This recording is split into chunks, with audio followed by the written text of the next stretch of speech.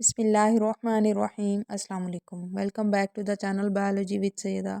Today's we will discuss about five kingdom classification system. First of all, who proposed five kingdom classification system? Robert H. Whittaker proposed five kingdom classification system. In which year he proposed? In 1969, Robert H. Whittaker proposed five kingdom classification system. Five kingdom classification system, as we know earlier about classification.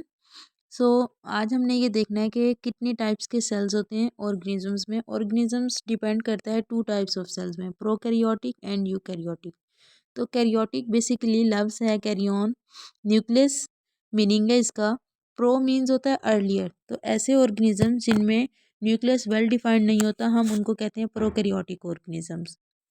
तो organisms में सबसे पहली पहली type जो है वो है Monera five kingdom classification system में। तो वो तमाम ऑर्गेनिज्म जो प्रोकैरियोटिक होते हैं वो मोनेरा में आते हैं और इसकी एग्जांपल है bacteria. All types of bacterias are present in this kingdom. Eukaryotic cells, eu means true, karyotic means nucleus. तो eukaryotic means well defined nucleus. The organism having well defined nucleus are called eukaryotic cells. Eukaryotic cells भी divide हुआ हुआ two types में। पहले हम देखते हैं unicellular को। Uni means single, cellular means cell. तो वो तमाम ऑर्गेनिजम्स जो यूकैरियोटिक भी होते हैं और यूनिसेलुलर भी होते हैं उनको कहते हैं प्रोटिस्टा। उनको इस किंगडम में रख दिया, किंगडम प्रोटिस्टा में। अब इसकी बेस्ट एग्जांपल क्या है? अमीबा। अमीबा का एडवांस फीचर ये है कि ये नो डाउट सिंगल सेल पर मुश्तमिल है, लेकिन इसका जो सेल है वो वेल डिफाइंड न्यूक्लियस पाया जाता है इसमें। Multicellular means more than one cells. तो वो तमाम ऑर्गेनिज्म जिनमें एक से ज़्यादा सेल्स पाए जाते हैं। अब इसमें मल्टी सेलुलर में हम ह्यूमन बींग्स भी आते हैं।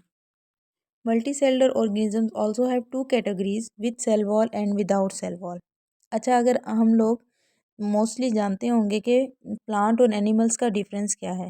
तो विदाउट सेल वॉल यानी कि ये एनिमल्स होते हैं और विद सेल वॉल हमें पता है कि ये प्लांट्स में आते हैं। अच्छा, प्लांट्स को हमेशा से सेल वॉल की ज़रूरत होती है क्योंकि इसको टेंसाइल स्ट्रेंथ एंड प्रोटेक्शन की ज़रूरत होती है, जबकि एनिमल्स को ऐसी ज़रूरत नहीं है। अब इसमें विदाउट सेल वॉल में तमाम तरह के एनिमल्स जो कि इस दुनिया में पाए जाते हैं ह्यूमन बींग्स के साथ इस किंगडम में शामिल हो जाएंगे। जबकि विद सेल वॉल ये भी टू कैटेगरीज में डिवाइड हुआ हुआ, एक है किंगडम प्लांटाई और दूसरा है किंगडम फंजाई।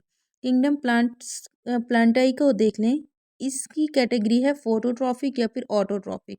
अच्छा, इसमें क्या डिफरेंस है? फोटोट्रॉप्स वो ऑर्गेनिजम्स होते हैं जो कि अपनी खुराक को खुद बनाने की सलाहियत रखते हैं।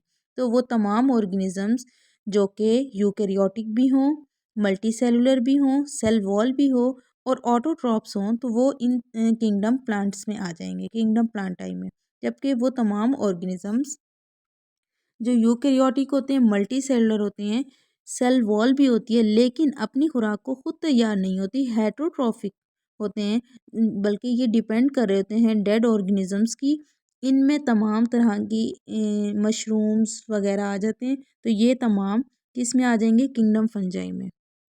उम्मीद है कि आपको इस डायग्राम के ज़रिए से समझ आया होगा। पहला पहला है हमारा किंगडम मोनेरा। इसकी एग्जांपल में तमाम तरह की बैक्टीरियाज हैं। अच्छा, नेक्स्ट है ऑर्गेनिज्म जो कि यूकैरियोटिक भी है ये लेकिन यूनिसेलुलर है, तो प्रोटिस्टा ग्रुप में आ जाएंगे जिसमें तमाम तरह के अमीबाज हैं। अच्छा, नेक्स्ट है किंगडम प्लांटाई। किंगडम प्लांटाई वो होते हैं जिसमें जो कि यूकैरियोटिक है, मल्टी सेलुलर हैं विद सेल वॉल और ऑटोट्रॉप्स और फोटोट्रॉपिक। नेक्स्ट है फंजाई और फिर लास्ट है kingdom animalia. Here are the examples of all kingdoms: kingdom Monera, kingdom Protista, kingdom Fungi, kingdom plants and kingdom animals. I hope this topic is quite helpful for you. If you understand this topic, don't forget to like, share and subscribe the channel. Stay connected.